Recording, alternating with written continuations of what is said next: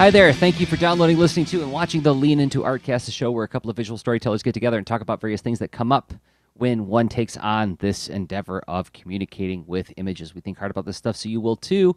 My name is Jersey Drozd. I'm a cartoonist and a teaching artist, and the other host is... Hi, I'm Rob Stenzinger, and I'm primarily a user experience designer who also makes video games. And all of those things mean that we communicate a lot with images. Think about that's lean into art, right? Yes, art, communicating ideas through imagery of some sort. Poetry is art too. That's like verbal imagery. Dance is art. That's a different kind of physical imagery, right? Yep. Photography, sculpture. I mean, there's just obviously there's lots of arts out there, and we want to be inclusive, right? I mean, we come from where we come from, but I mean, I would say that to do the visual art that we do, we have studied things related to prose and storytelling, and other branching paths, and for each of us. That I mean, you notice that there's recurrence in creative process in especially when you're doing something for providing a service and some kind of goal-oriented creative effort. That it's not the same in all the different media, but a lot of common ground. Yeah, I think so too. Okay, so this is a topic-driven show for those who are new to the show. We usually try to pick like a single topic to tackle every week or so. What do we got this time? So this time we have a topic based on a question from one of the leaners, Rachel Ross. And she posted this question on our Patreon feed. There's like a community tab when you're a part of a patron of of someone on that platform, and it's like a built-in forum. It's a handy place to like. When someone posts a question there, it blips on our radar in a couple of ways, right? We get an email, you notice it when you're logged into Patreon, and it's pretty nice. We mention at the end of the show a bunch of ways where people could get in contact with us as well, but I think that one's like an extra fancy way. But yeah, patreon.com/leanintoart. Easy enough to remember if you're already here listening to the show. And Rachel asked, how do you benchmark if you are doing better at art than you were in the past? Pretty good question. Lots of depth in it. I think that I know I'm curious to discuss and come at from a few different angles. Right. I don't know if this fits the typical mold where a lot of times we're on the ground in the first part of the show. Like what's the details and specific examples, and then looking more at the theory in the second half. I think it's going to be a mix here. Just sort of okay. We'll dig, stuff will come up, and then we'll dig deeper. More stuff will come up. And when that happens, I feel like that's just like 25 minutes of us thinking really hard, then we take a breath, and then 25 minutes of thinking really hard again. Sure. Yeah. 2 rounds of thinking. That's another good name for the show, actually. Round 2. Okay, so do you want me to hit the music so we can get ourselves over to the next part? I think so. Let's start thinking. Well, let's start thinking. Transition music time. Are you ready? I'm ready. And I have the Miyagi clap as a dance move now.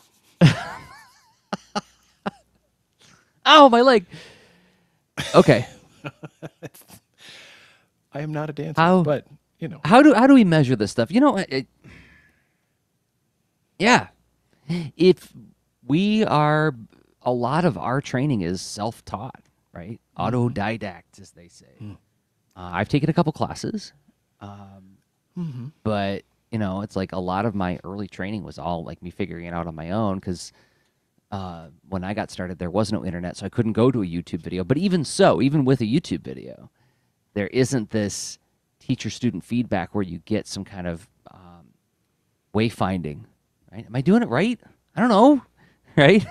Oh, it's that to be able to notice if you're going in the wrong direction when you're doing it solo or mostly solo. I mean, you're picking up some kind of knowledge and some pattern from existing examples, whether it's from a book or a video, wherever. But then that lack of that more rapid feedback does have an effect because you have to, from in my opinion, you end up doing more to be able to detect if you're going, to detect what direction are you going? Are you progressing? Are you not? Hmm. And so, yeah, I mean, it's an endorsement that situation.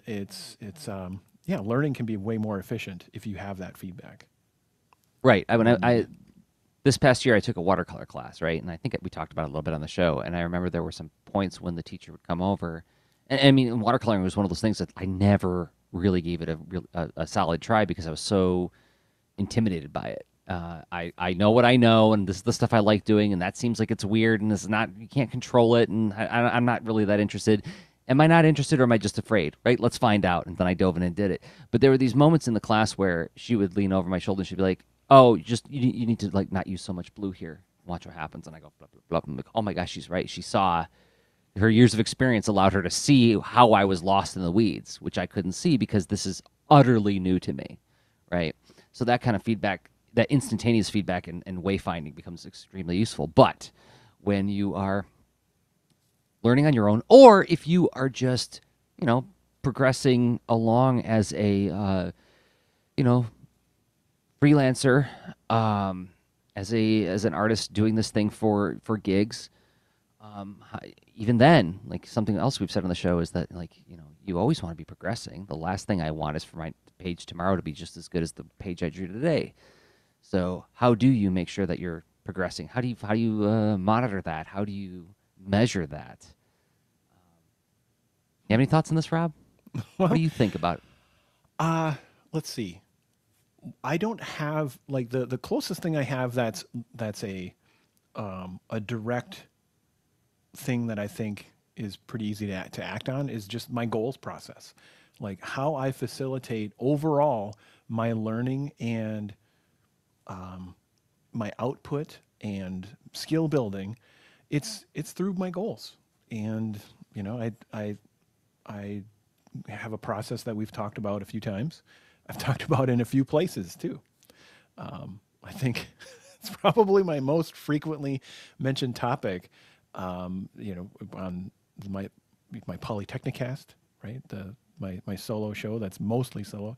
But I did a recent episode, recent-ish, with Peter Stromquist, where we talked about goals and sort of our tracking mechanisms and stuff. And we recently talked about on Lean Into Art, like pretty recently, and many times over 7 years. So goals, like that's the thing. Like so, you combine goals and journaling.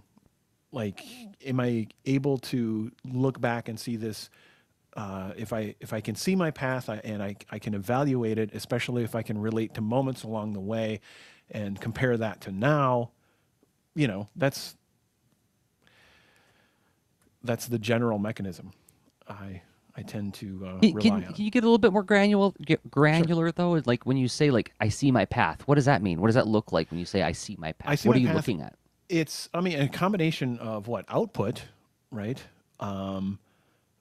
Let's see, my experiences about, you know, during that time of my life and in the creating of the output and what was in the way or whatever. That's going to be in my journal.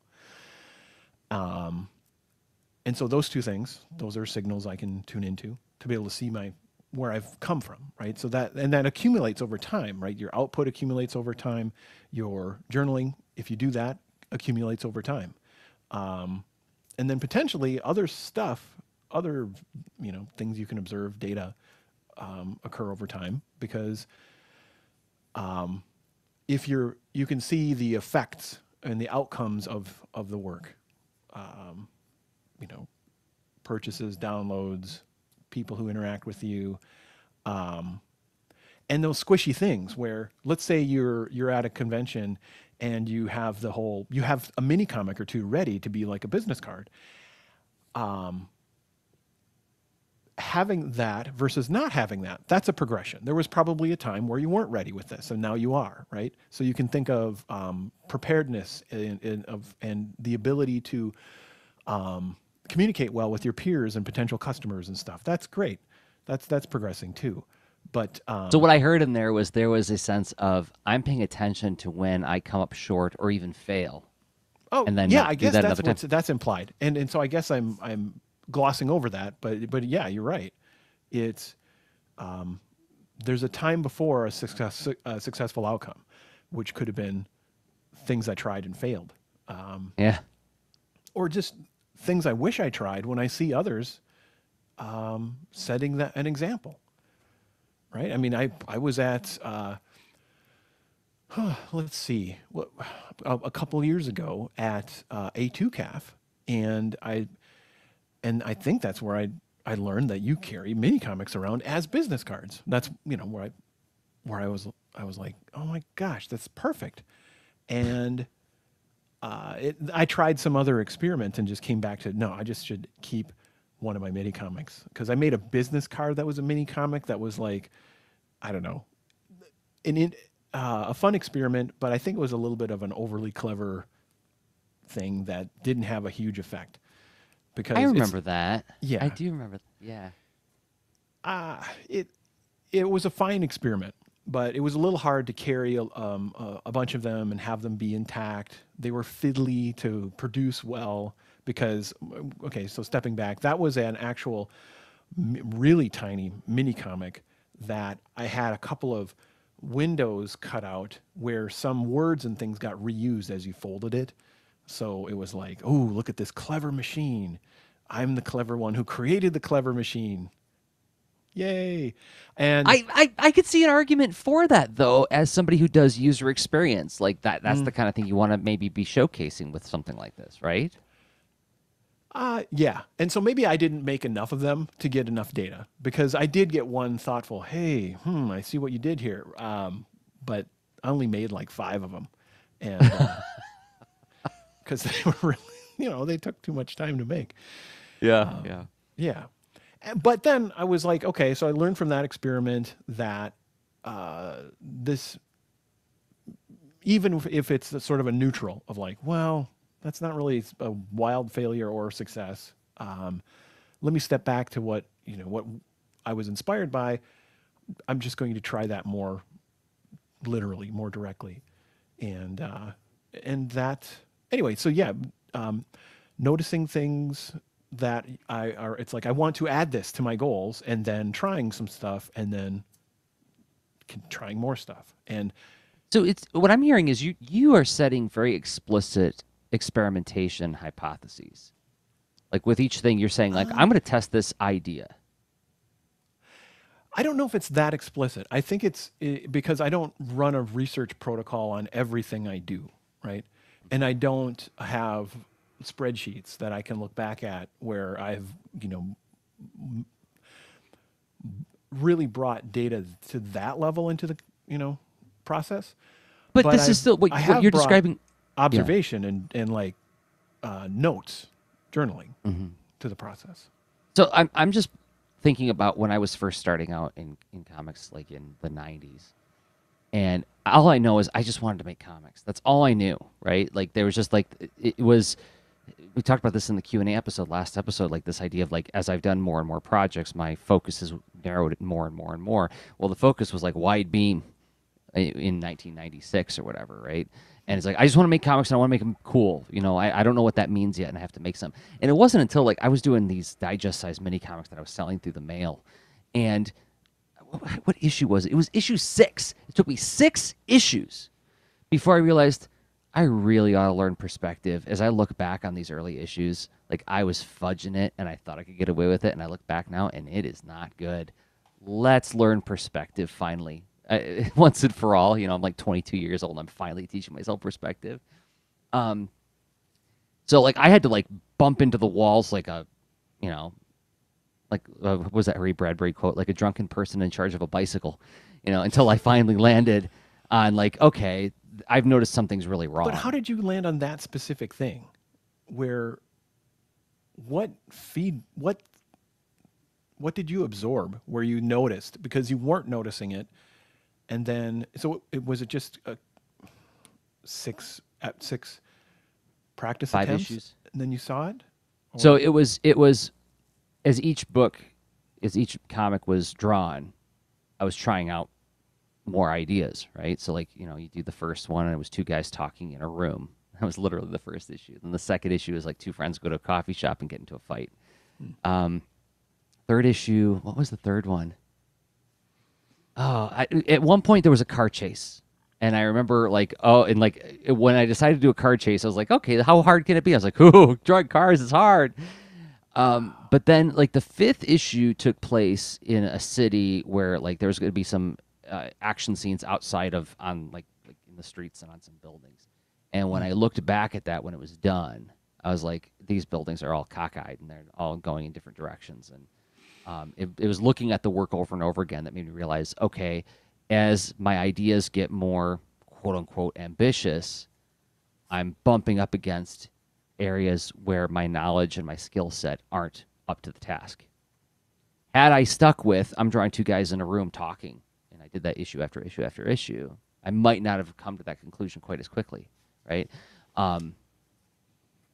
It was a combination of me leaning on what I saw as my strengths at the time, and it was also a combination of me deciding that the battles I want to face right now are about like character acting and character movement and things like that. I'm more interested in thinking about that than all the other stuff. So let me do a story where all I do is focus on that. Does that make sense? it does make But sense.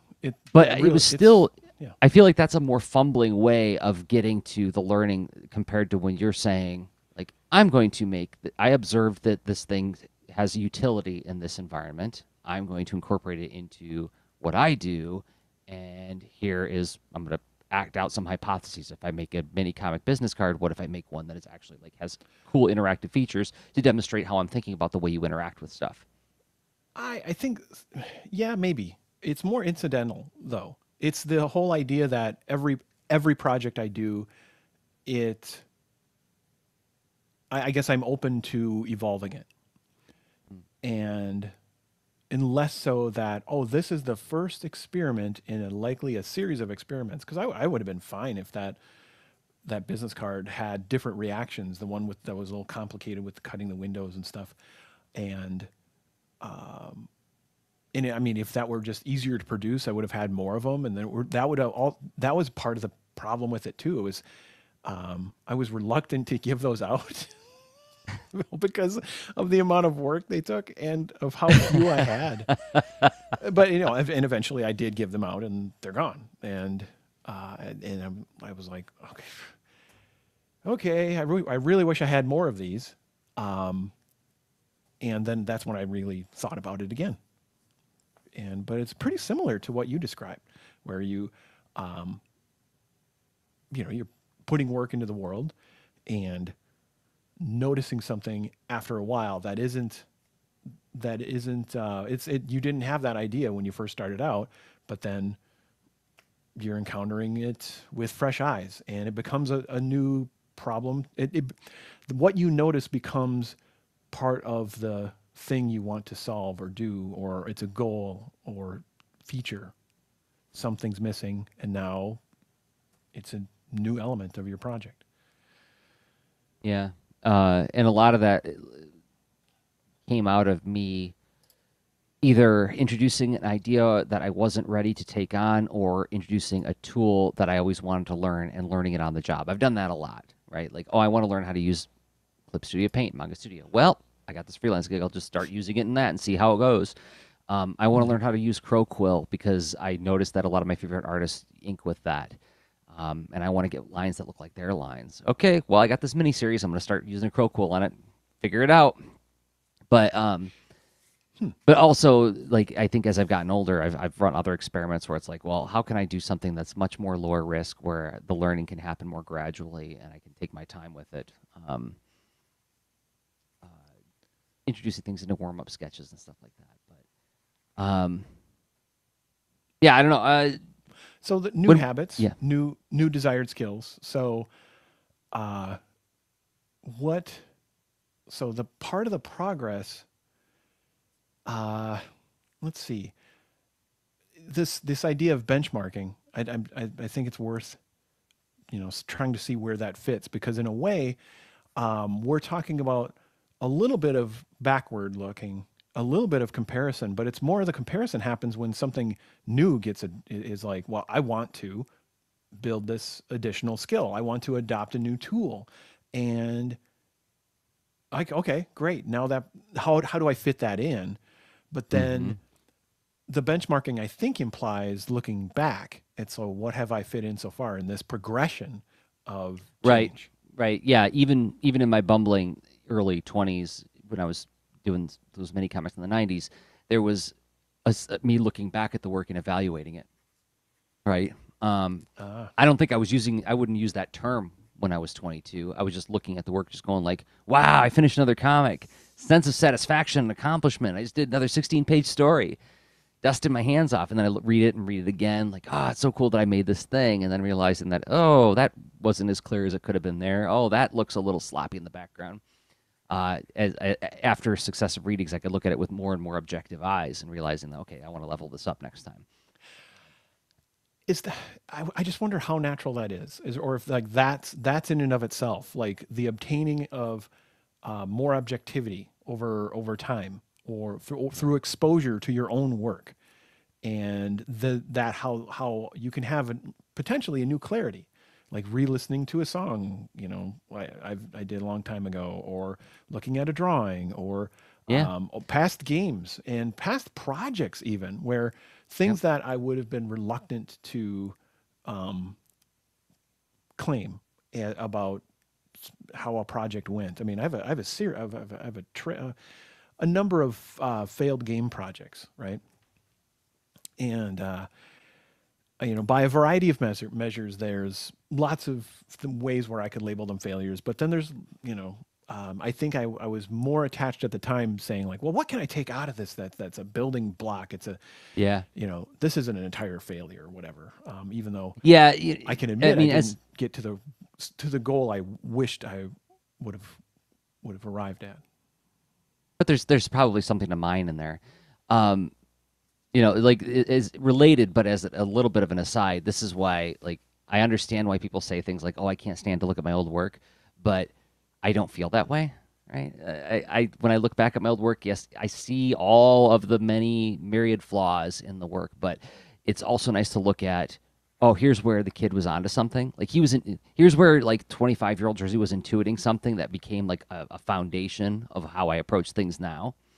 And also there's ideas to cannibalize in there. So as a matter of fact, like the Baron von Bear story that I'm doing right now for Inktober actually I'm about to do a word balloon in the book that is based on work that I did in 2001. Really? Like, yes. And I'm going to do a Patreon blog post about it to explain it. But like some very substantial work that I did in 2001 that has never been seen by anybody. Well, I take it back. There's one place in one of my comics in the last 10 years where this work has appeared, but it's only been like this little tiny little like drop in the background kind of thing. Like you'll look too quickly, you'll miss it. Because I didn't want to draw attention to it. It's just like it's something that I invested a lot of development into, but never used it. And it's like I saw the opportunity to use it again in this Baron von Bear story. So patreon.com/Jersey, if you want to follow along there. I've been actually posting all of those posts publicly, so you don't have to be a patron in order to enjoy them. But anyway, yeah, there's always stuff in there that can be pulled out and mined. I have in this cabinet right behind me an 8-page mini comic, fully penciled. It's never been seen by anybody because I penciled it and I was like, nope, it's not fully thought through. I did not think this thing through. So put it in there. Didn't throw it away. Didn't rip it up. Didn't burn it because there's probably, I can go back and look at it again later on down the road. There might be something in there.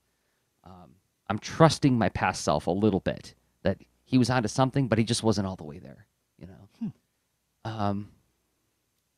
But other benchmarks I could talk about, because I have right here in my hands my Emergent Task Planner, which we talk about a lot on the show, davidsay.com, the way I track all my time. And something I do every day when I'm working is at the end of the day, I fill out this field that says, what good happened? And the what good happened box at the bottom of my day is sort of my way of reflecting on initial reflections on what happened in the day. Like as I'm about to go to bed, do I have any thoughts about like anything that stood out, anything that's worth remembering, anything that's worth tracking? And a lot of times I track how much time total my comics pages take. So right here, Amazon Academy, page 16, pencils, 5 hours, right? Um, so I think about one way I can tell if I'm leveling up is, am I gaining more bandwidth? Am I getting more efficient at the work? When I started Amazon Academy, and this is a new project, right? I'm only 16 pages in. I started this thing in like late summer. Um, the pages were taking, some of the pages took like 20 hours. And I told Dan, I said, as I get accustomed to drawing the characters and as I get used to this workflow, it's going to get faster. It just happens. I've noticed this with enough projects. And the speed comes out of me finding shortcuts to things, getting accustomed to drawing certain things like the characters' hairstyles and their clothing and whatever. And then finding ways to take shortcuts once I get more accustomed to that. So like that's a benchmark that I look for, and that's where this looking back and this journaling and this tracking becomes very valuable to me, because I can tell over time with every project I've done, eventually I hit some kind of like stride with the work, and the pages tend to take around a certain amount of time. Right? There's always differences, but yeah. So you're describing there is this both forward looking and backward looking nature to it that I really didn't consider it, because again, benchmarking, I always think of like it's a hindsight thing, right? But you're talking about this a habit of like always hunting for a new efficiency, but but I guess not forcing it too soon, right?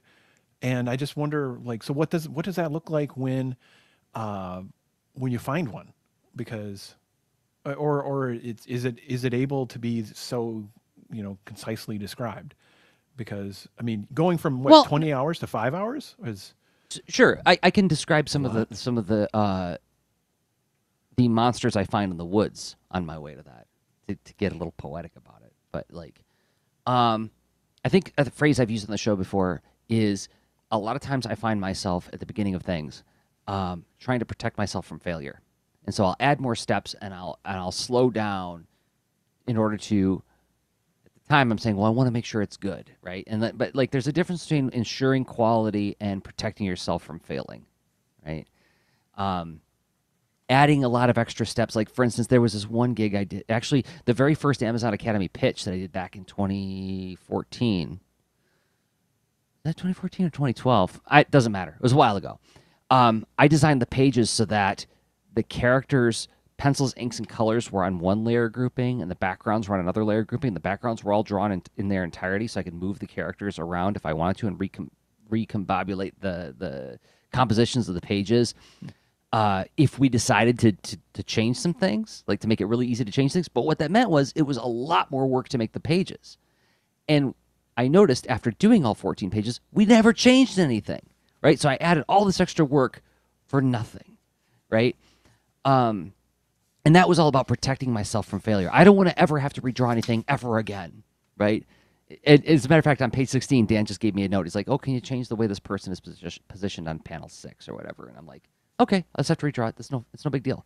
But like in 2012 or whatever, I was like, no, that's death, is having to redraw something. I don't have to do that anymore. I can protect myself from this. And so what am I avoiding doing in my art, or what am I afraid of doing in my art? And am I no longer afraid of doing that? And am I no longer hesitant to do that? Right? Did I make the monsters less scary? Again, this is like getting really like squishy and poetic about it, but like, those are things I look for in my work. So like on current Amazon Academy pages, I'm not doing folder groupings of panels. I'm just like cutting the panels out on one layer, and then I'm doing all the inks on, all the character inks on one layer, all the background inks on one layer, and I'm not drawing behind anything. If something needs to be moved, I'll have to redraw and recolor some things. It's not the end of the world. It's fine. Because, I discovered that the gains weren't worth, there were no gains in putting all that extra effort into a thing. So that's what the kind of thing I look for in, say what? Can I hang a lampshade? That whole Please. metaphor of like really drawing obvious attention to a thing. That, in a way, I want to hit that from a different angle, because You're reminding me of some habits that I've experienced and I've experienced with collaborators and whatnot in making software. Mm. And so this happens with like the desire to create something that's efficient the first time, right? And to somehow protect yourself from mistakes, to somehow not repeat yourself, and to not accept that it's a huge tax, right? Because, and so if you try to create things where everything is made up of composable components and what have you, and like in code that could be, I really need to think about my object model. I want to architect my application and great, but like a general sketch and having some buckets as far as where you put things, like where you're going to put your your data or your assets or your your overall game logic. I mean, having some buckets is fine, and honestly, adopting a pattern is fine too, right? So comics has a very natural pattern that it reminds me of, like picking up a game engine. That saying like, well, okay, I'm going to make this game will flow in a sequence based on what this game my game will flow like this game engine helps me set up to flow, right? So if you use Phaser JS or whatever or Unity, let's like you're going to be very influenced by that, and it gets you up and running. But you don't have to like overthink it. Like once you have that thing, where comics gives you the pattern of, well, the and it's not like it's prescribed and is hardened as a game platform in a way, but it's really common practice to have, to do some kind of thumbnail sketching and then to do some underlying pencils and then the pen stage where there's lines, whether or not lines end up in the final work and it's all just, contrasted colors, it still often is a step, right? But those steps are are like a way to, a pattern that you can use to solve a problem.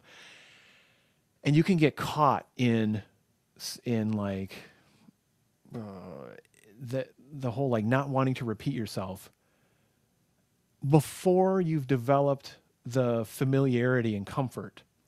And I don't know if that's possible. Like maybe it is, but I think it's really unlikely. So like it's way more efficient, honestly, to let the let a few mistakes happen, let some experience build up with this new project, so you know where you can prune, where you can make adjustments. Maybe it makes sense to build a specialized thing here and there, but like movable backgrounds in a comic, or say like, well, I'm going to extend the default Unity component because I've got this style of making my game objects. Great, all right, you figured that out. Now you have a reason to do that, because before it's an assumption. Mm-hmm. Yep. Something Yep. somewhere in there. It's like that's a meandering lampshade, but No, no, that's good. I mean, yeah, and it's actually gratifying, or maybe I should say, it's relieving to hear that other people encounter the same kind of eyes bigger than their stomach in starting on a project. This time, I've got the system. I've got the I've heard system that figured out so much. before I I've even. heard it from myself. I've heard it from like people I collaborate with, where that idea of like, and you said redraw, but like others would say, I don't want to have to recode anything ever, Yeah. right? And it's yeah, different creative disciplines, same urge. And it happened on a project about a year and a half, maybe 2 years ago, where, and it was actually Longo who caught me on it. I was showing him some work that I was working on a freelance gig, and I was doing thumbnails, rough pencils, tight pencils, inks. And he saw my rough pencils, and he said, "Why are you doing tight pencils? Like those rough pencils are pretty tight." I'm like, "They're not tight enough." And he's like, "Well, just try it, see what happens." And I think I gained almost an hour a page in efficiency by just listening to him and just trusting that, okay, this is scary. I'm not protecting myself from failure, but going in and just inking over top of my rough pencils, it sped the project up a lot. So efficiency. Am I finding new ways? I mean, so that's a form of leveling up, right? This isn't just about drawing faster. I can draw faster because I'm more fluent at it, but it's also about finding different tricks in order to speed up the process. Um, but to that point, fluency is another thing I check. Like, are things that I found challenging to draw in the past less challenging to draw, right? Um, the example I use in my classroom all the time is like when I was first starting out and trying to draw somebody with their arms crossed like this. And this is bad for podcast radio, but like what I'm doing is like you're crossing your arms like, well, you're crossing your arms in front of your torso, right? Right. Knitting them together. It often, yeah, it's often, it can be a standoffish thing. It can be a defensive thing. Like, Yeah. Or the like you've got some explaining to do pose. Um, mm-hmm. and I had a devil of a time getting that. And I had a sketchbook where I drew it probably, I don't know, between 50 and 100 times and failing until finally it started to click. And then I started to understand how the body was, interacting with itself when you start moving your limbs like that. Mm-hmm. So is it something that I would have to look at photo reference before, and now I don't have to as much, right? Although I still do because I think it's good to have, like when I'm thinking about my fabric folds and things like that, have like some kind of basis in reality, not just totally pull it out of my head. But there's a moment when you're looking at a photo reference. I'm speaking just about drawing now. You're looking at photo reference and you're going like, how is that working? And you have to look at it for a long time and then like try to get the line. You're like, I don't get it. And then there's a moment where you look at it like, oh yeah, and then you draw the line. You see what I'm saying? Like that's what I would define as fluency, is the difference between like understanding instinctively and instantly versus having to try to intuit and puzzle out. So are there more things like that? Did I conquer at least one of those things in this project? And then the final benchmark is like, how much am I enjoying it? Some language I adopted 4 years ago, I think it was 4 years ago, was I caught myself asking people that question, like, how long does it take you to do X, Y, or Z? And then I realized that, well, that's information, but it's not terribly helpful information because everybody works at different speeds. So I adopted the phrase, how much fun was it doing X, Y, or Z? How much did you enjoy doing X, Y, or Z? And it reframed my thinking about my work to where it's like, I'm watching for when I'm getting into that wonderful flow state and kind of becoming a little bit distant and weird. That signal that I've fallen down a hole creatively, and I'm kind of lost my sense of identity and self in this thing, which is I really look forward to that experience. Is that happening a lot, or am I fighting it? Am I fighting with the work? How does that? So let's see. So that helps with noticing if the projects that you're choosing next, when you look back at them, are you gravitating toward those like preferred themes or styles or yeah, subject Hmm. matter, target Hmm. audience? I mean, what about it brings that What about it? the flow? Because the Good mechanics you're question. drawing, right? Yeah. Yeah, but I guess you're right. It is certain kinds of things that I'm drawing. Like it's easier to get there when I'm drawing something that is for the audience that I want to work for, right? Mm-hmm. Although it happens on freelance gigs too. So like last year I did this comic for the University of Michigan about a Buddhist monk, and it was in conjunction with this art exhibition that happened last November. And it wasn't for my target audience; it was for scholars, and it was largely I was drawing a lot of like pieces of art, like specific things. But I still got like those pages like were enough to get me kind of lost in the work. I would say that if I were to like cast a broad net, it's like, am I going to have 3 hours of uninterrupted drawing time to just focus on this thing and lose myself in it? But I would say that if it's a project where I'm working for my intended audience and I'm doing something where I feel like I have some creative agency in there, like Amazon Academy, I'm a partner in making this story, so there's a lot of back and forth on it. The Captain Seriously project that I work on every year, that one I have a lot of creative agency on. Like they basically give me, you know, almost complete creative freedom. And then like my own projects like Baron von Bear is all mine. So the difference is that those are the ones that it's like like I literally will get up first thing in the morning, like I can't wait to work on this, and then it's easier to get there, right? But when it's like a freelance gig where it's like this is nice, I'm getting paid, it's not the first thing I want to draw when I wake up in the morning. A little bit harder to get there, um, but scheduling and structuring my time so that I get at least like a couple hours of uninterrupted time, I think, is part of the puzzle of getting me to that into that pleasure place more often, and which helps me come back to it more often, which is another kind of leveling up, like tricking yourself into wanting to do it again and not having to wait for inspiration, right? But like Mm-hmm. making it part of your regular cycle. Yeah, I mean, there's, let's see. I don't know. I haven't thought about this idea in a while, but um, who I don't even know if I've even completed the book. What is it, The War of Art or something like that? Oh, Stephen Where is Pressfield's, that yeah. where the idea of the resistance or something Yeah. came from? Yeah. And like you can have sort of creative resistance, some kind of friction in your process and or experience that relates to so many different things, and then um, I guess, are we talking about reducing that over time and then noticing that in a way? I don't know if that's Yeah. Yeah. I mean, because it's a hybrid. It's a both. It's like looking at so performance, like your performance of the efficiency and fluency, right? Those are kind of performance metrics, but then the pleasure is like an experience metric. The I don't know. I'm just yeah. Yeah. trying to No, play around I with the think that's measuring a good. idea of benchmarking. Yes. So yes, efficiency and fluency are definitely external performance measurements, right? And Like efficiency you is could be in a easy to. drawing gym and your coach would be like, "All right, another, Yeah. 50 reps, whatever." But the And you pleasure could see that aspect, change.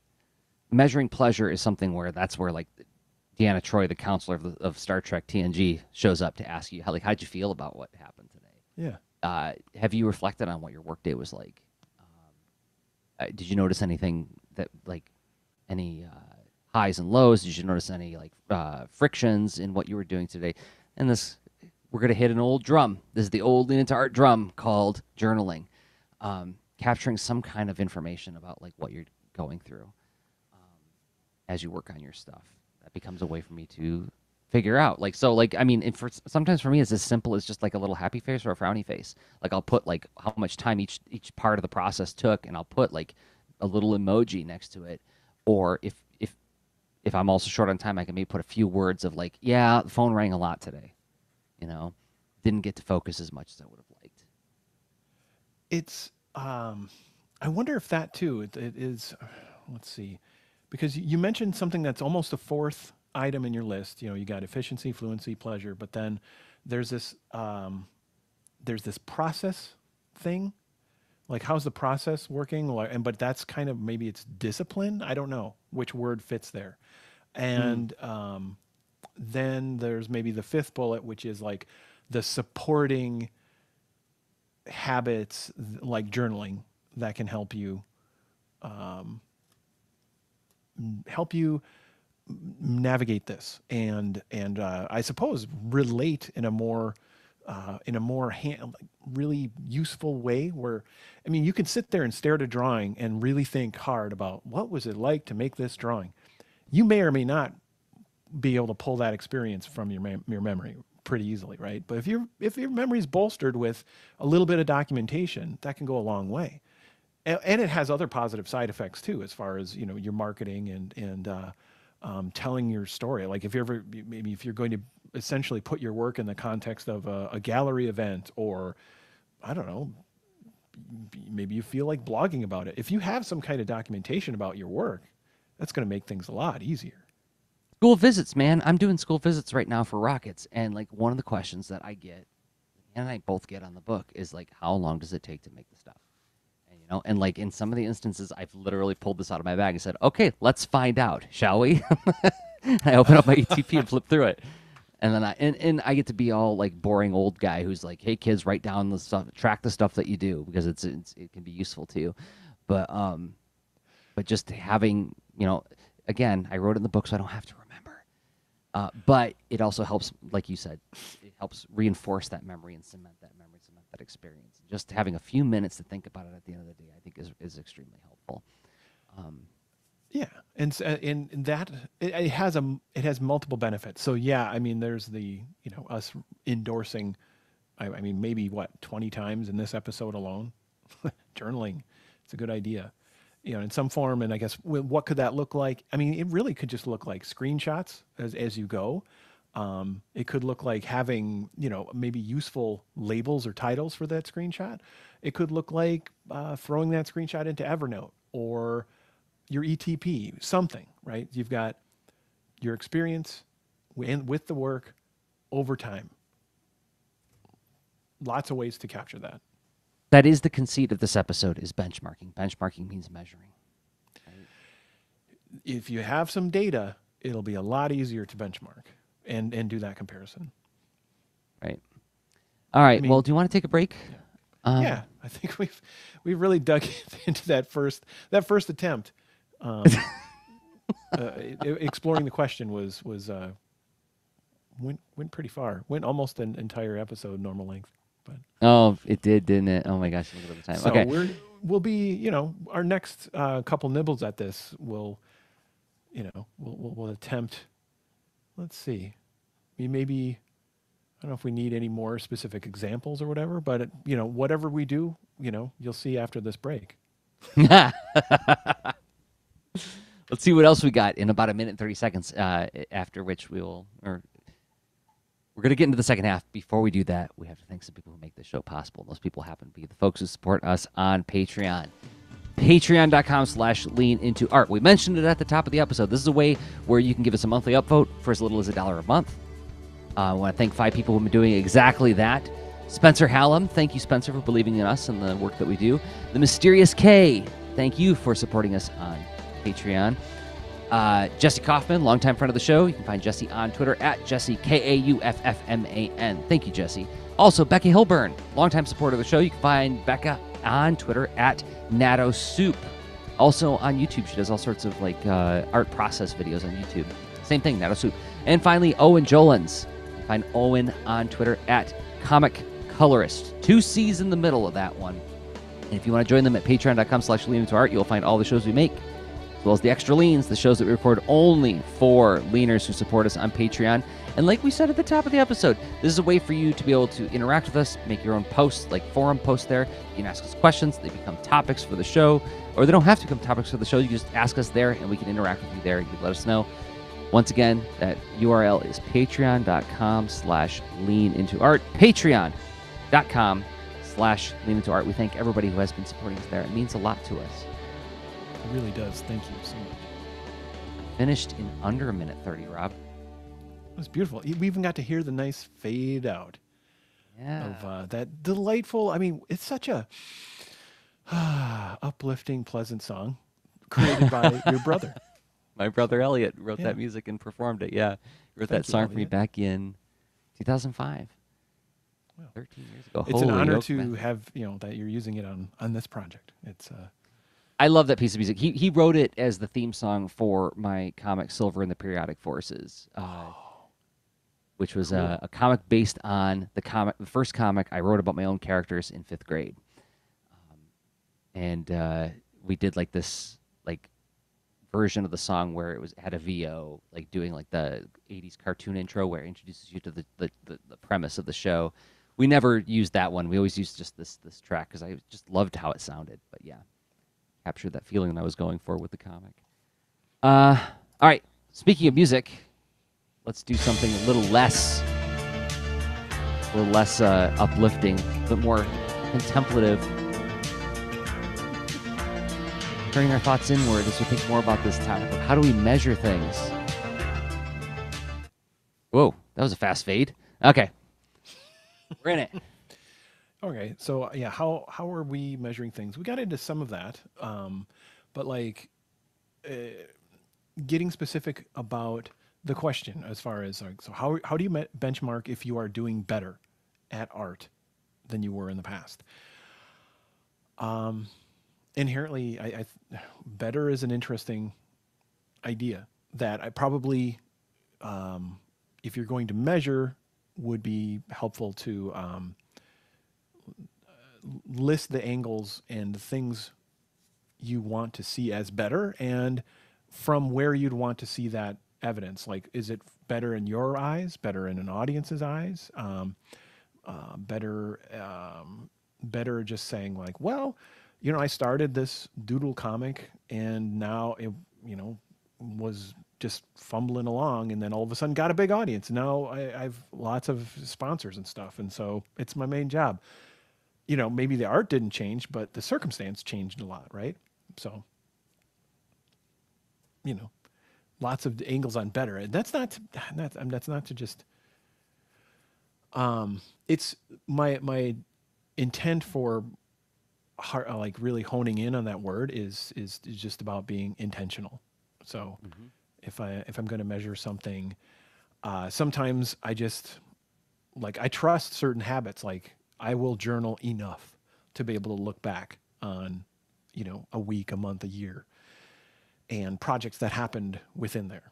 Um, let's see.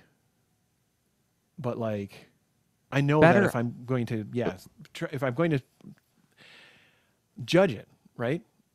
So how do I feel about it? Is it going in a direction that's positive, right? That's yeah, And how do you know what those directions are? So, like, for yeah. me, it historically has been when I get a signal from other art that moves me, and I see something that somebody's doing, and I'm like, this is, oh man, I'm gonna dig into some old language, Rob. Do you remember when I used to talk about the analytical eye ages Oh yeah, ago? And like and I say this to my students still all the time, is like the moment something makes you feel arrested, the moment you're like, oh, what is this? The next question is why. The next question, you have to say, why is it doing that to me? And maybe you're not going to know right away, and maybe you shouldn't know right away. I don't know, but I don't think there's any shame in not knowing right away. Is what I'm getting at. Um, but it's worth asking, because when you can identify that, then you've given yourself a goal. This is going back to Rob's metrics at the first half of the show. Is like I remember very distinctly when I read Matsutsuki Yamakami's Lupin the Third comics, and read, quote unquote, I can't read Japanese, but they were in Japanese, but they were clear enough that I could tell what the story was. And I was like, first of all, that's pretty incredible. This guy's a great storyteller if I can read the comic without knowing exactly what the characters are saying. Um, but two, it was like, there's something about the cleanliness of this art. The art is so crisp and so pretty. What is it that's making it pretty? And then I realized that it's something about the way his forms are so well constructed that even when he exaggerates and stretches them, they still feel tangible. They still feel like they have volume and weight. And he's not just stretching them like a rubber band. He's stretching them like he's like extending them. Um, and it was something in the way that his construction of his figures were, and it was something in the way that he used lines to emphasize that weight. And as I sat and I analyzed and I looked and I looked and I looked and I kept thinking about it, it gave me targets to hit, right? I want to do with lines what that guy does with lines, right? And that's how I could identify, at least for the purposes of that period of my life, what better meant, right? When I look at somebody like Tony Cliff of the Delilah Dirk series, and I look at the way that guy constructs scenes and his composition and the way he builds a sense of place through the angle he chooses and the way he frames up elements to like build a shot. I'm like, okay, I want to build shots that look like that guy's shots, right? Not mimicry, mind you, but unbox what that person did and see if I can get there on my own in my own way, right? That makes sense. it does. It does. It's no. Let's see. It's this constant like these two circles of feedback. You've got the looking ahead and essentially shopping for ways to be influenced, and then looking at your work and stuff surrounding it and saying like, well, uh, am I getting there? Am I making some progress toward this idea that is essentially a goal? Like and that goal can take a lot of forms. You're mentioning desirable aesthetic qualities of others' work. Mm-hmm. And yeah, I mean, it's progressing in those visual qualities. That makes sense. That's a kind of goal you can pick. Progressing in other dimensions, you know, possible too. Yeah, yeah. Another dimension would be in my writing and the way I write characters, which has been a focus of mine for a long time. And here's another thing that I would recommend to somebody if you can find a way to do this is find a group of people that you can have really lengthy discussions about a piece of media that you are absolutely overjoyed, head over heels about. Like you can't shut up about this. You're insufferable in most situations about this, and like you don't dare bring it up at parties because you're gonna bore everybody there with how deep you're ready to dive on this particular topic. If you can find somebody to dig into that with, what that becomes is a master's course of analysis about unpacking why this thing drives you. And that was the beginning of my investigation of writing character voice. Was talking about these, like the Saturday Supercast was a podcast where I did just that, right? Where I talked with other comics creators about the cartoons I grew up on and really trying to pick apart, like, why is it that these things stuck with me the way they did? Was it just pure pop culture? Was there something else there? And that vibrancy of character voice was partially informed by that particular kind of media, right? And I don't know. So that also gave me targets. That gave me targets that are non-aesthetic targets, right? That are a different aspect of my work. Mm.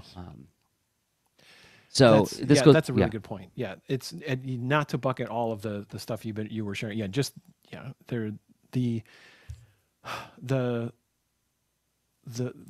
an analytical eye habit is a very functionally useful thing because it's it really applies. It applies when you look back at your own work. It applies when you're looking at others' work, and just going about life, and all of a sudden things affect you. Like you're like, wow, there's something about this entryway into this building, and what is it? This is interesting. Yeah. And then like for me, it's I noticed this. I don't know the term, but like there's an architectural choice where lighting comes in indirectly behind like reflected. There's like protrusions that sort of hide where the lights are, so it looks like it's all wall, right? But light's coming from somewhere, but you can't see them, right? Anyway, and I don't know, for some reason I keep noticing that, and I'm like, gosh, that really adds a sense of depth to this space that I don't think it would have if I saw anyway. So analytical eye, when you get when something catches your attention, and then saying, oh, this is a time to begin digging. That is very beneficial across any dimension, including stuff like, let's say you're listening to a podcast like Tyler James's the Comics Launch podcast. You're like, what is it about these topics that I'm so like? It's. I mean, Tyler does a fantastic job with how intentional he is about goals pertaining to marketing and earnings and the operations of keeping your creative business afloat. And it's like, well, yeah, gosh, these are some new habits. I want to improve how I do these things. And there you go, just tuning in and adding that. That's It's a very reusable thing. Do you remember what episode where you shared your analytical eye? I might it be even the title of one of the episodes of Thunder Punch Daily. Oh, was it? Yeah. I'll have to look that up now. Oh, I don't want to dig that deep in my archives, Rob, but I guess I will. I'll do it for the leaners. That's good. All right. It's good. And yeah, Thunder Punch Daily is, that's. I imagine it'll be spinning up again with Art Sound Off coming, right? Mm-hmm. Yeah. But that's like your journaling. Journaling. So after a quick Google search, it says Thunder Punch Daily episode 6, argue for your theme. Apparently I mentioned it in that one. I that was a term that I remember using a lot in the Art and Story days as well, as like opening up that analytical eye. And it's your mileage may vary, right? But and it depends on who you have to talk about with this stuff. Um, the thing, if I were to characterize what the analytical eye discussions look like, for me at least, is that it's not about winning any point. It's not. It's about wondering out loud. And like, so when you leave a movie, and like we've all had these discussions where like somebody's trying to prove that it's a bad movie or a good movie, they're trying to win over some kind of like argument about it. Um, when why can't we just have a discussion about like what parts we liked, what parts we didn't like, or what parts we thought were great, what parts we didn't care for, what parts we're confused about, or whatever. But like not trying like I noticed this with my middle school and teen students is that like it turns into this whole thing about what's better. That's kind of hard though, because Yeah. that's naturally where a conversation like that can easily go, right? So how would you And keep it like that's not the more path to knowledge sharing though. and comparing, right? So Right. versus, but that's honestly sharing and comparing, all of a sudden competing shows that like that a lot of conversations you're stuck in competing and Right. debating. And the best ones I've ever had are when I can say what I don't like about something and my discussion partner says, "Interesting, interesting that you see it that way. I love that part, and here's why." And it's not about trying to win, but it's just trying to explore different points of view on it.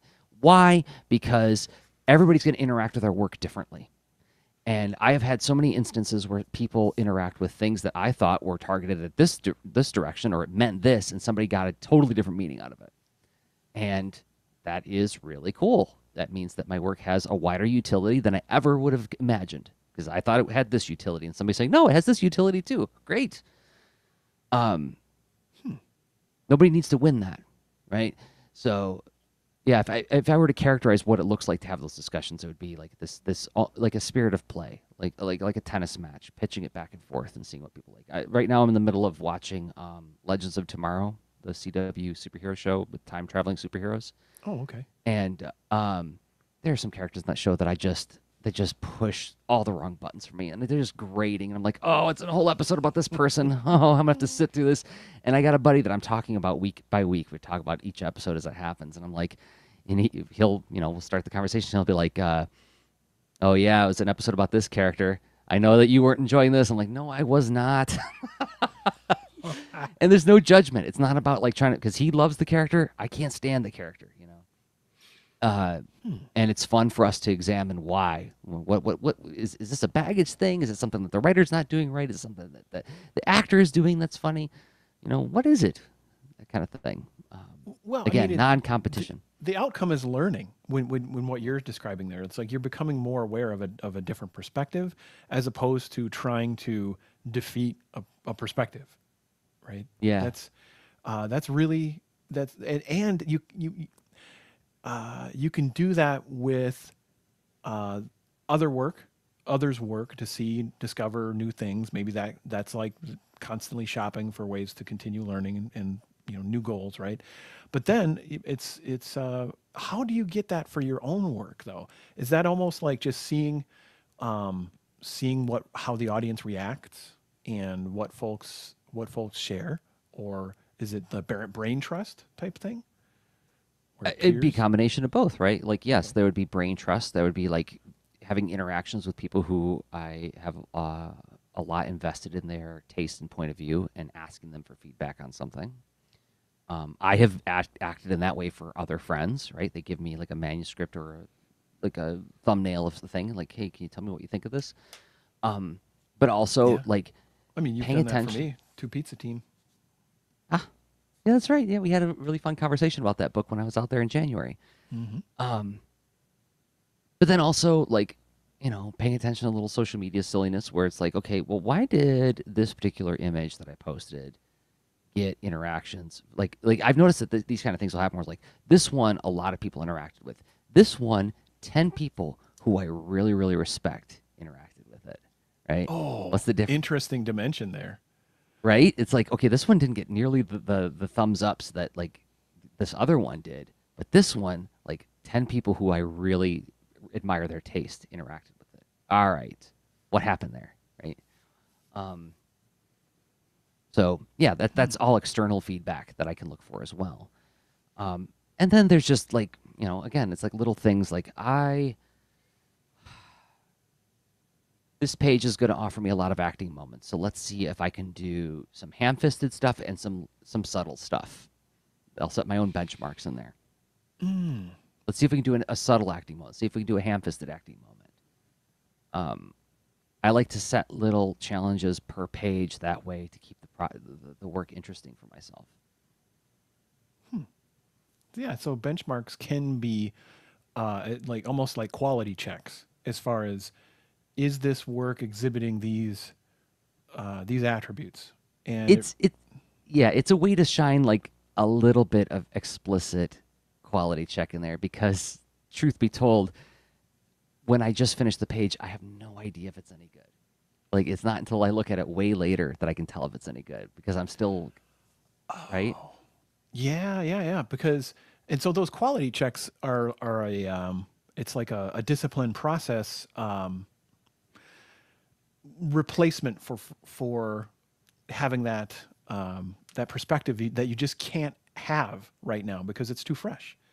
You Yeah, don't have distance. You literally can't have the distance because it's too soon. I guess I mean I don't know. Maybe some folks can have a ton of distance right away, but I know time does help me quite a bit yeah, me get too. more insight from past work. So, what do you think about our second exploration here? Well, I guess like maybe we could wrap up this thought with I know that you had some ideas about external tracking, like tracking some metrics on like how are the intended audience interacting with your stuff. I mean, I talked about that a little bit when I talked about like social media posts, but do you have any thoughts on like how you could institute some kind of external metrics, external mechanisms to get that feedback? And how would you look at that? Okay, there's a handy thing that I tend to use in a variety of research projects is annotating stuff with observations. So you could think of this as maybe like a self-interview process, adding stuff to a spreadsheet where there could be a list of work, and then columns that are attributes of the work that you wish to notice, right? And then going through the effort of give yourself fresh observations, which those observations become data that you can then compare and think about. Let's see, like you mentioned, perspective or the time to create the work, the and then putting that, just getting all that data in one place, and even maybe new fresh observations, like how do you feel about this now, like how would you label the strengths of this work now that time has passed, right? And then gather those strengths, almost like a list of like you're creating your own tagging metadata on top of this work, right? Where there's let's see, like what would be an example of that? Tagging it as like, okay, recently, last week or two, I did some rereading of Art Geek Zoo: The Way of Sound, the book where it's basically the main story and some side story stuff, what have you, and it's actually the same PDF that you can get it in PDF form when you sign up for the Lean Into Art Patreon. It's like Yeah. one of the things you get, and in that book, I was looking at it for style choices and character designs and all that. I think it was, yeah, leading up to Inktober, right? And I just ended up reading a bunch of it, and it's one of those things where I went through that typical like this is going to be rough, right? Because I remember so much of the feelings of creating that work and the different stages of Yeah. where it went, and that project went through lots of different change, it's a defining aspect of that project. I've rationalized it, in retrospective, saying like, yeah, this is both a story of the work and it's also the story of me progressing, right? That's what that book is. And anyway, I'm getting to like the chapter 4, and I'm like, oh crap, this is good. And it's I don't know, like it's up to anyone else reading it what you think, but I remember the different goals I had for myself, and I was accomplishing them, and just like building up of ideas and opening up questions and answering them. I was really into the whole dramatic reveal and the like how do you make a satisfying, sustainable cliffhanger? And that was just a huge thing I was exploring. So like I would go back and label like the strengths of this work are the fact that it's because it being comfortable with the change and the evolution, and eventually in the later chapters starting to live up to the different goals I had for every update of revealing something about the world, having answering questions, opening up new questions, and having it each page, each update satisfying in some way, either because of what got revealed or because of some humor, character moments. And anyway, so I could say that character moments and whatever strength of that, and I think there's some strong character moments in Two Pizza Team, whatever. But then I could think of like no the story of Toughest Hippo Goes to Bunny Town, and then that doesn't have as many strengths there. I still want to call it No Remorse Water Horses myself. Yeah, I almost did that, but anyway, that's.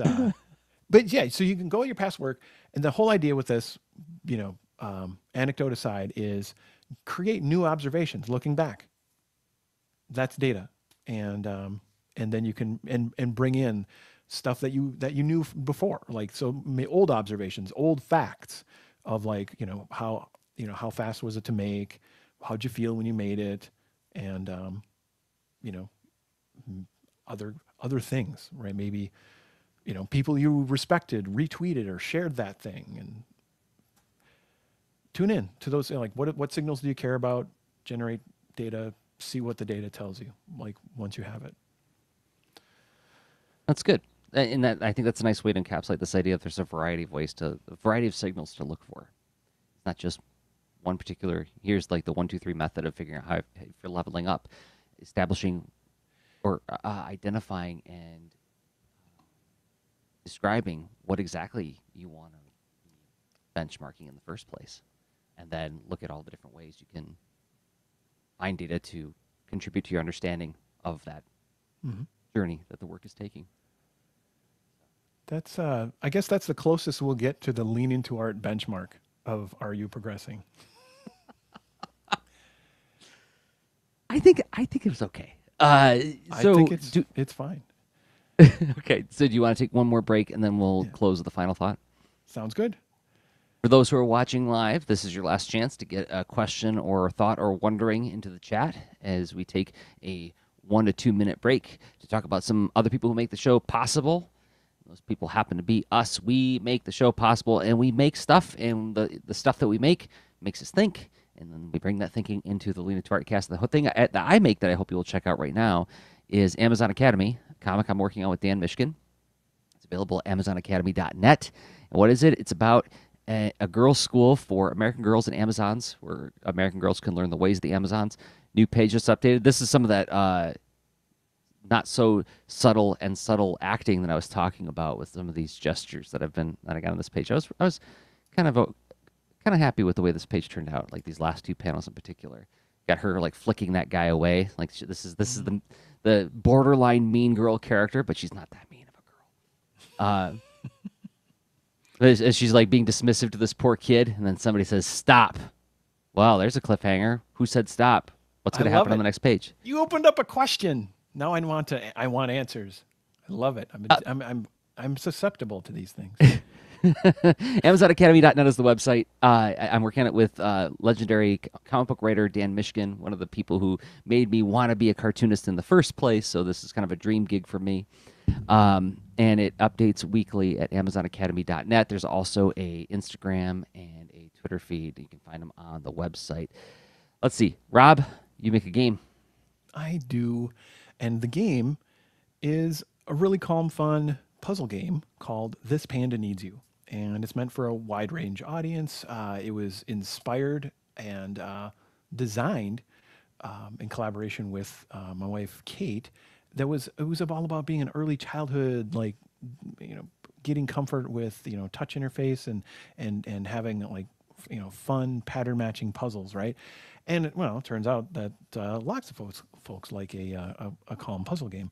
And the situation, like, why does a panda need you in the first place? I just met this panda. Well, it's the panda's here to cheer you on as you correct patterns that went wrong with stacks of blocks, right? The blocks are fine. That's like little physics holding them together, and their shapes and their colors. They are a certain way when the panda shows up on the scene, and then a cloud comes along, knocks it all over, gets all mixed up, and you unmix it up when you solve the puzzle. And as you go, the panda's like super happy, celebrates you. And this can happen on lots of platforms. It's available for iOS, works on iPhone, iPad, Android for iPhone or Android phones and tablets, and on your desktop operating systems like Windows and Mac. And you can learn more about it and get all those links conveniently at this-panda.com. And if you have purchased it in any of those places, a great thing you could do, if you haven't done it already, is give the game a review. That helps more people find it. But supposing you're here for the way we think about stuff, you don't care so much about the stuff we make, that's fair enough. The show is a thing that we make, and there are more things like it at leanintoart.com/workshops. If you haven't been there yet, some of you haven't. Every week, get a couple more downloads from there, which says to me that there's people who are just discovering this. There are videos that are sort of self-contained workshops that we've developed. My comics workshops, Rob's UI and UX workshops. Leanintoart.com/workshops is where you'll find them. You can download them at a price of your choosing, even free. And if you're watching this video on YouTube right now, giving it a thumbs up helps more people find the show. If you're listening to it in a podcatcher like Apple Podcasts or Google Podcasts, giving it a 5-star review in those places helps more people find the show as well. And we thank everybody who has been doing all of those things, interacting with our stuff and sharing our stuff. It means a lot to us. It means a lot. And we've suddenly arrived at our final thought. Final thought time. All right. So that's a time to consider. Consider one more time. This is like the third thought section. Round 3. Which we try to keep it just a couple minutes, but sometimes we don't. Yeah. I had an idea what could be maybe one more helpful thing, right? You think about this is not to play around with dangerous prescriptive things, or like, we avoid guruism stuff, right?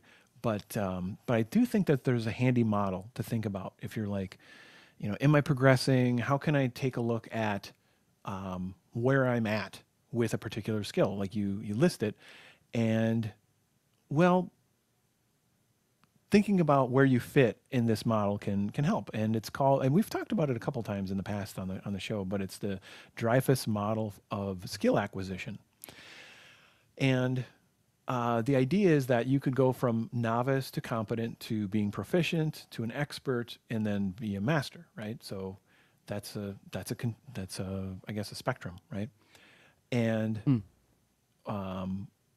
well, what attributes do you have when you're a novice? And you could think about that from how do you recall things? How do you recognize things? How are you deciding things? And how much are you overall aware of it, right? Are you really intuitive yet and reflexive with this knowledge, or is it really extra deliberate and step-by-step kind of thing? And it's, there's other models out there to think of like where you're at, but I think there it's a handy, fairly approachable mechanism. where you can just say, am I a novice? Am I competent? Am I proficient? Am I an expert or a master? Or you could use that and define your own thing, right? Where you're like, what do how did I feel like in the past when I was a novice at something? What's something that I feel like I have real mastery of? And then compare it, compare this other work to those things. So it's like Mm. your own personal, model for skill acquisition.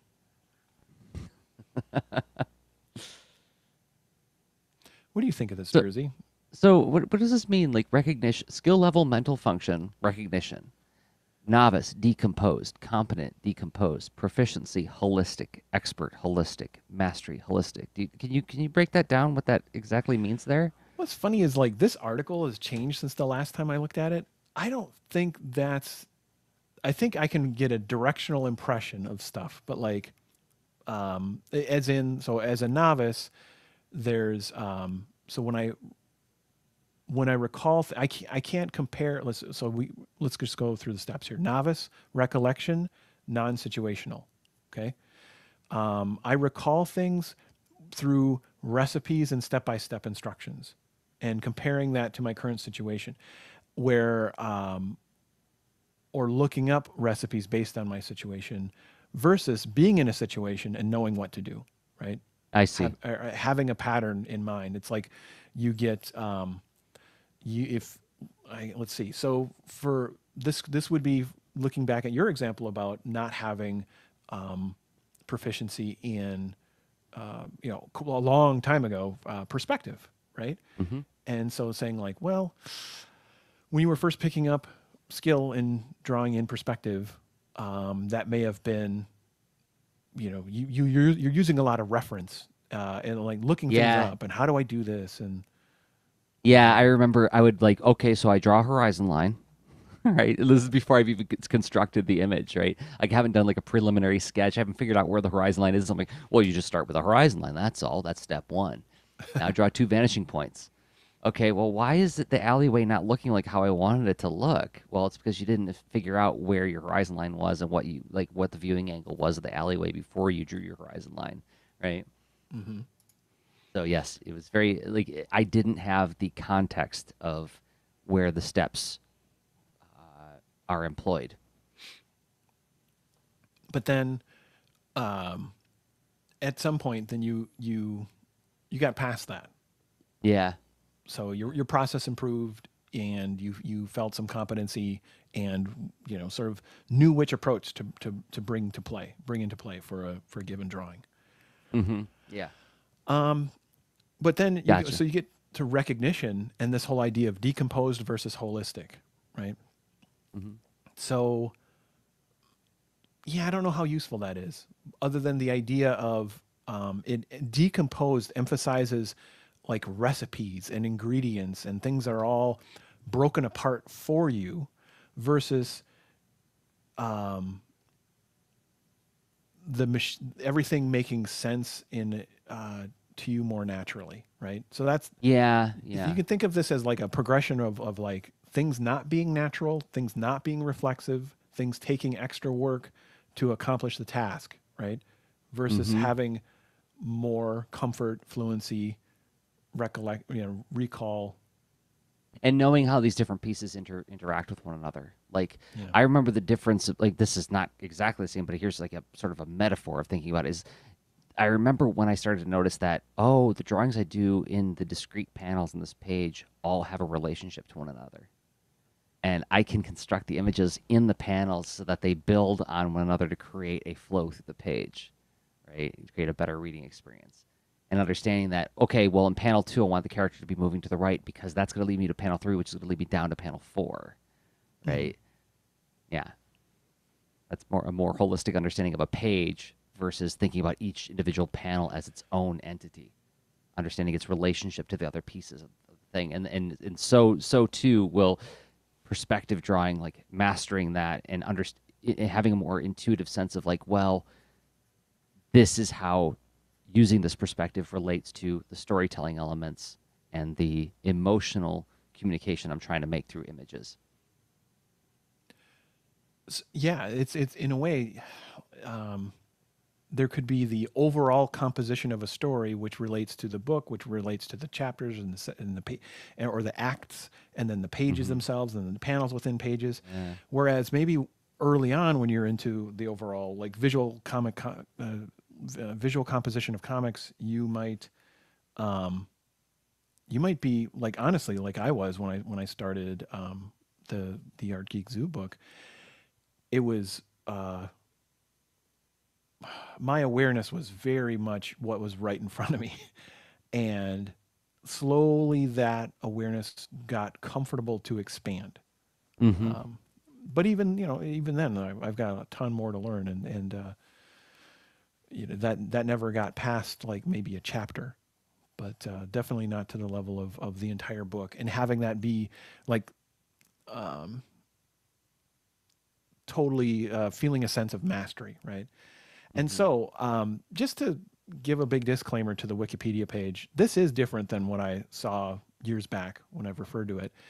And this grid is a mixed bag, but what I think stands out still is just thinking about the sort of skill level, and how do you just give yourself a rating?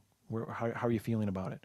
Are you feeling like a novice, competent? Are you proficient, expert? Are you master, right? And if you can answer why, then okay, great. That's good enough to help benchmark yourself in a structured way, and have some kind of,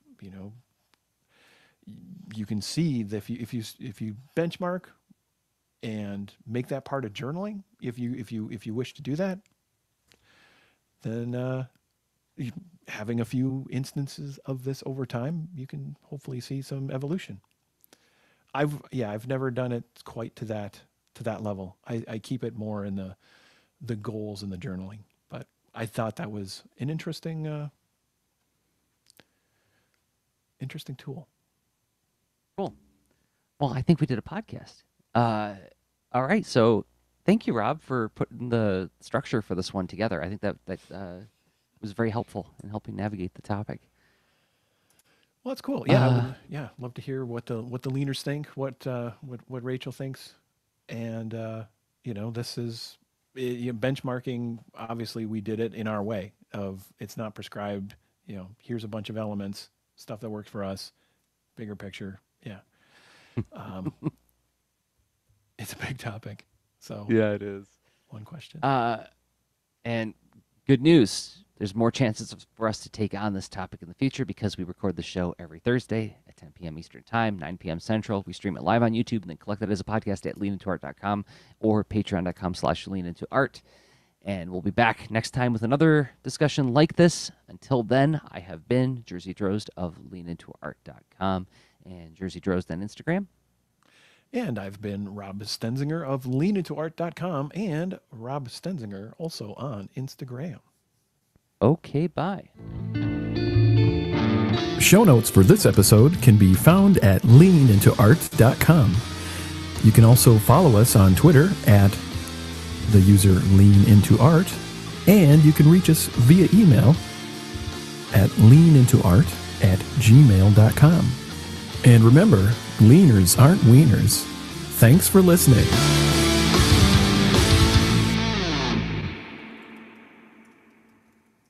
Okay, I'm shutting off the stream. Thanks, everybody, for hanging out with us.